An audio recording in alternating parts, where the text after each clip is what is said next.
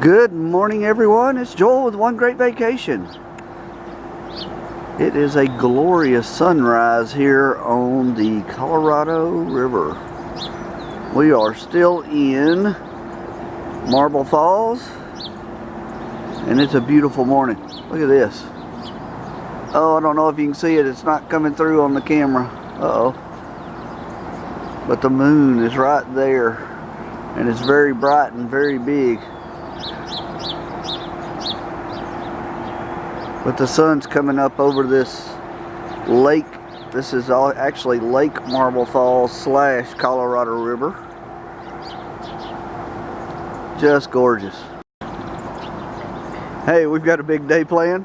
We're going to Inner Space Caverns, so stay tuned.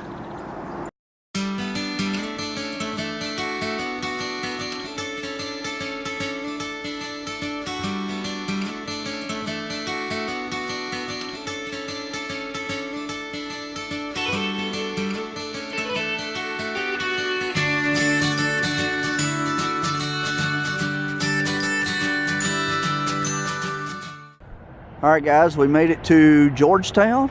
This is Inner Space, another cave. This one's going to be a little different. This is not a state park. This is a privately owned, for entertainment purposes cave. We're going to try it out. Never been here. So I'll catch y'all on the inside.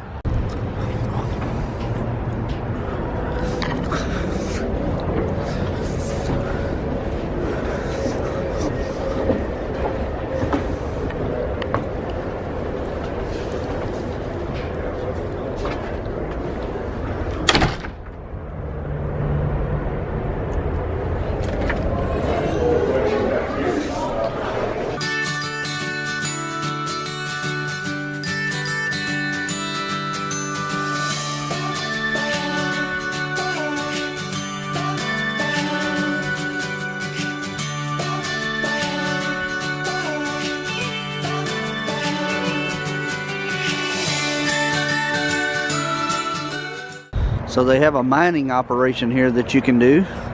Basically, you put your whatever, I guess it's sand, in these screens, and then you set the screen down in the water like this, and it washes the dirt off and supposedly leaves the gems behind.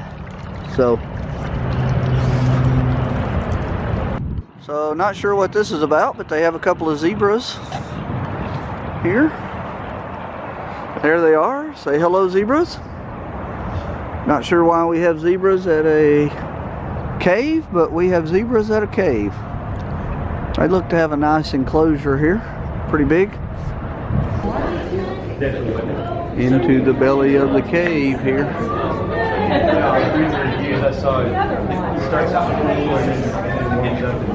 Alright, so this room is called Soda Straw Balcony.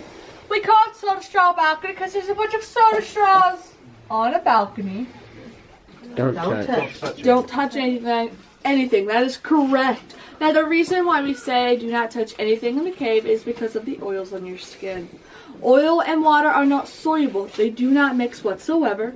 So when you touch a formation, you're leaving all those oils onto that formation. Water will flow over, leaving no calcite for that formation to grow. When that happens, we do call it a dead formation. This area is a dead formation. It will never, ever grow again. We also call it the temptation stone because when you're told not to do something, you're always kind of tempted to do even more. Am I correct? Yes. I can't be the only one, so feel free to go ahead and get all your temptations out now and come meet me over here.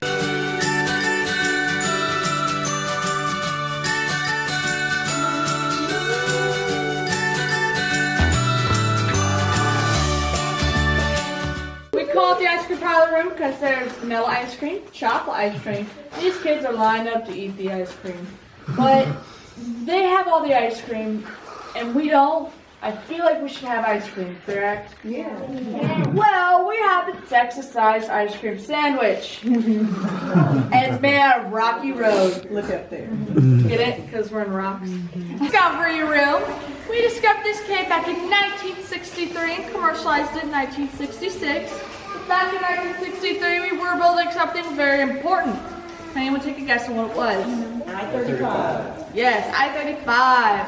Now in building I-35, we had to take core samples in order to make sure that the ground would be stable enough to hold a bunch of cars. So we took about 20 core samples in this area, and we hit the cave 8 times, like such. Now we did use a drill bit in order to cut through all of the rock. When drilling this specific hole, the drill bit fell into that formation. And well, that was actually a very expensive and very important piece of equipment, so we kind of wanted to get it back. So we came all the way down over here, and we drilled about 2 to 3 foot diameter hole. Where he sits down Jack Bingham. Jack Bingham is the discoverer of this cave. He came through this hole and he landed right about here. And he landed right there. He landed in about a hip-high amount of back guano. And the back poop. Ladies, fun fact, mascara is made with back guano. But it is non-toxic because it is fertilized and petrified and will not harm you. That's such good news, too. Alright, so Jack Bingham, he did retrieve the drill bit, and they did finish building I-35. And to top it all off, like a cherry on top, they did discover this really beautiful cave. Are there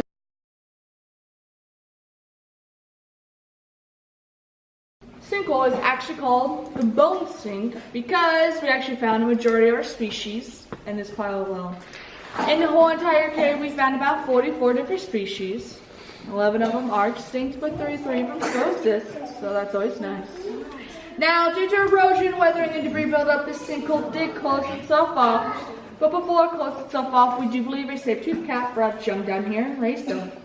So right where you're stepping could have been where a saber-toothed cat once stepped at one point. It's mind-blowing. Right over here we have the Empire State Building. And we have Elvis. And we also have the Statue of Liberty. Now, if you don't like these 3 statues, it's okay. We have something more festive, maybe for Thanksgiving, that you might enjoy. We have a big old turkey leg. If you actually like to tell a fairy tale, would you all like to hear it? Sure. What does every fairy tale start with? Once upon a time. Once upon a time, on a cloudy day, there lived a kingdom. And in this kingdom, there's a king, a queen, and a beautiful princess. And of course, you have a courageous warrior named Ted. Now, Ted loved the beautiful princess, so wanted to marry her. So Ted went all the way to the king and asked for permission. He said, "King, oh king, please, sir, Lord, could I please marry your beautiful daughter?" The king said, "No." So then got so sad, he went to his cave and he cried for days. Until his therapist, R2D2, came along and said, "Ted, where will you get the woman you love?" But Ted said, "I don't know what to do. The king will not let me marry the beautiful princess." So R2D2 simply suggested that he go all the way to the mountain and fight the big old dragon to get the king's golden sock back so he could win his race. Ted thought that was a fantastic idea, but he thought he should get permission from the king first. So he goes all the way to the king, and he says, "King, oh king, please, sir, Lord." "No," interrupted the king. Ted then got so furious, he went all the way up the mountain, and he fought that big old dragon for 3 days and 3 nights. This is just special effects. And on the 3rd day, the 3rd night, he fell. But he did get the golden sock back. He then took the golden sock all the way to the king, put it on his foot, and said, "There, now you can win your race." The king was so grateful, he allowed him to marry the beautiful princess. And the king even built him a little castle on a little balcony. And the princess, and now the prince, had 3.5 children. They also had a pet walrus named Rex, and they lived happily ever after. The end. This is the animal wall. No. We call it the animal wall because there's a bunch of animals on a wall. Pretty self-explanatory. Alright, so this wall actually holds back the sinkhole that we just saw. But when we built the wall was very boring and very plain and just meh. So we had a UT professor come in here and paint a bunch of animals that we did in fact find in the cave. Such as the giant ground sloth. This guy got to be about the size of an SUV, and his nails were so long, he had to walk on his knuckles. And then we have the cousin of the armadillo, the Galentodon. This guy got to be about the size of a Volkswagen Beetle. Then we have the Equus. It's about the size of a pony, has the body of a dog, hooves of a goat, and the head of a horse. We also have the king of the cave amongst us. Would you all like to meet him? Okay. Now this king is very smart, brave, loyal, fluffy. It is the black-tailed prairie dog. Now we say he is the king of the Cape because he is the only one that still exists to this day that is painted on this wall. Right over here we do have a saber-toothed cat. Now I call it the saber-toothed cat and the saber-toothed tiger. This is because first it's not fossilized, therefore we do not know the pattern of this creature. He could have been pink or purple polka dots and we wouldn't have known. But we do know the size of the tooth. The size of the tooth was longer than this light. Wow. And had the thickness of a steak knife. Now the thickness of a steak knife to penetrate and eat the peccary. The peccary is related to the wild boar that you see today, and way back when, peccaries were actually about my height. So they were pretty big. Right over here we have the camel, also known as the camelops. This camel is actually smaller than the camel that we see today, and we don't know why that has a hump in it because cartilage rarely fossilizes. And we painted this here, not because we found human bones. We did not find human bones. But we painted it here to show you guys the size of the Columbian mammoth, or mammoth is Columbine. Now the Columbian mammoth is bigger than the woolly mammoth. The woolly mammoth got to about 9 to 10 feet tall. The Columbian mammoth got to about 14 to 15 feet tall. And the longest pair of tusks they ever found were about 16 feet long. And you can in fact identify whether it was a female or a male Columbian mammoth based off of their tusks alone. They had long straight tusks, they were a female. They had long curved tusks, they were a male. Now this right down here is an excavation site. This is where we found a bunch of bones.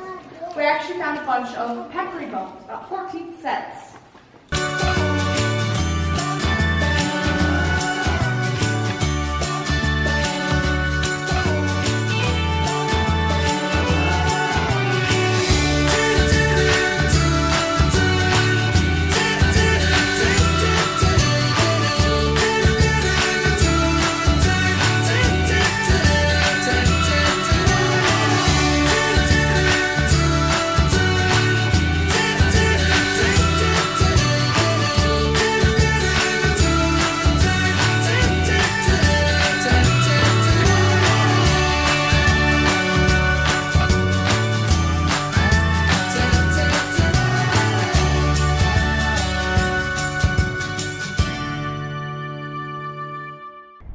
Like all good vacations, they end with a shopping spree.